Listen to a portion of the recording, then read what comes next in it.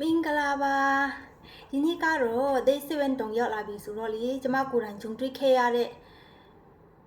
တင်ခန်းစာလေးတစ်ခုကိုမျှဝေချင်တာပဲဖြစ်ပါတယ်အရင်တော့ကကျမလည်းအများအားတွေးနေမိတဲ့အရာလေးတစ်ခုရှိတယ်ငါ post တွေအများကြီးတင်နေတာပဲဘာဖြစ်လို့ interaction တွေတက်မလာတာလဲဆိုတာပါပဲအဲ့ဒီအခါမှကျမသဘောပေါက်လာတယ်ကျမတို့အများစု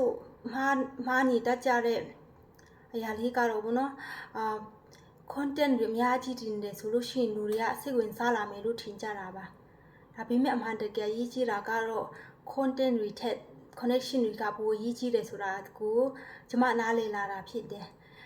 ကျမဒီချာလေးစမ်းစစ်ကြည့်တဲ့ခါမှာဘောနော်ကျမ post တွေတင်တဲ့အချိန်မှာဘောနော်ငါအကြောင်းကိုပဲငါပြောနေတာလားတခြားသူတွေအတွက်အကျိုးရှိတဲ့အရာလေးတွေရောငါလုပ်ထားသလားဘောနော်သူတို့ကငါနားလည်ပေးထားတာလားဆိုတာလေးတွေပဲဖြစ်ပါတယ်လူတွေကလေဂျုံညာတာတိတ်ပြီးတော့မှမကြိုက်ကြဘူးဘောနော်သူတို့ကြိုက်တာကတော့relationship ကိုသူတို့ကြိုက်ကြတာပဲဖြစ်ပါတယ်အဲ့ဒါကြောင့်မလို့ကျမတို့ကို comment ရေးတဲ့ဟာလေးတွေဆိုလို့ရှိရင်ဒီချာပြန်ပြီးတော့မှreply ပြန်ပေးတာတို့ကျမတို့ဖက်ကလည်းသူတို့ကိုဘောနော်သွားပြီးတော့မှ comment ရေးပေးတာတို့ပြီးလို့ရှိရင်ကျမတို့ကို message လာပို့တဲ့သူတွေကိုလည်းအချိန်ပေးပြီးတော့မှတန်ဖိုးထားပြီးတော့မှအချိန်ပေးတာတို့ဘောနော်အဲ့ဒီအရာလေးတွေကပဲကျမတို့ရဲ့အခွင့်ကိုcrop ဖြစ်စီမယ်လို့ကျမယုံကြည်တာပဲဖြစ်ပါတယ်အခုကျမပြောနေတဲ့အရာတွေကပေါ့နော်ကျမတို့လူစီးပွားရေးလုပ်နေတဲ့သူတွေအတွက်ရောဒီ Facebook ပေါ်မှာဝင်ငွေပတ်စံရှာနေတဲ့သူတွေအတွက်ရောအသုံးဝင်မယ်လို့ထင်လို့ကျမ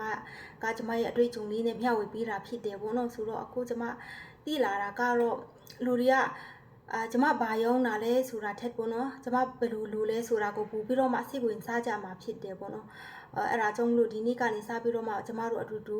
ဒါလေးတွေကိုပြောင်းလဲကြည့်ကြရအောင်ပေါ့နော် post တင်ပေးပြီဆိုပြီးတော့မှမရက်သွားပဲနဲ့လူတွေနဲ့အပြန်အလှန်ပေါ့နော်သူတို့ရဲ့ comment လေးတွေကိုလည်းရှင်းရှင်းလင်းလင်းပြန်ပေးရမှာဖြစ်တယ်ကိုဖက်ကလည်းသူတို့ကိုသွားပြီးတော့မှ comment လေးတွေရေးပေးရမှာဖြစ်တယ်ပေါ့နော်လူတွေနဲ့ဒီလိုပဲအပြန်အလှန်connection တိဆောက်ကြည့်ကြရအောင်ပေါ့နော်ဆိုတော့ကျမအတွက်လည်းဒီ business ဆိုတာကselling တတ်မဟုတ်တော့ဘဲနဲ့ relationship တိဆောက်တယ်လို့ပဲမြင်လာတော့တယ်ပေါ့နော်ဆိုတော့ဒီနေ့ကနေစပြီးတော့မှကျမလည်း comment လေးတွေကိုတခုမှကြံပြန်နိုင်ဖို့ကိုဘောနော်စူးစမ်းသွားမှာဖြစ်ပါတယ်ဒီနေ့ကျမနဲ့အတူတူ connection တွေကိုတိဆောက်သွားဖို့ကိုဘောနော်အဆင်သင့်ဖြစ်တယ်ဆိုလို့ရှိရင်တော့အတူတူစူးစမ်းကြည့်ကြရအောင်ကျမကိုယ်တိုင်လည်းဒီလူမှုဆက်ဆံရေးတွေလုံးဝကိုဘောနော်မကျွမ်းကျင်တာဖြစ်တယ်ဆိုတော့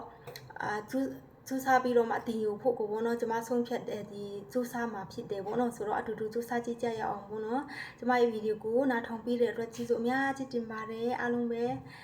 ကျေးဇူးတင်ပါတယ်နော်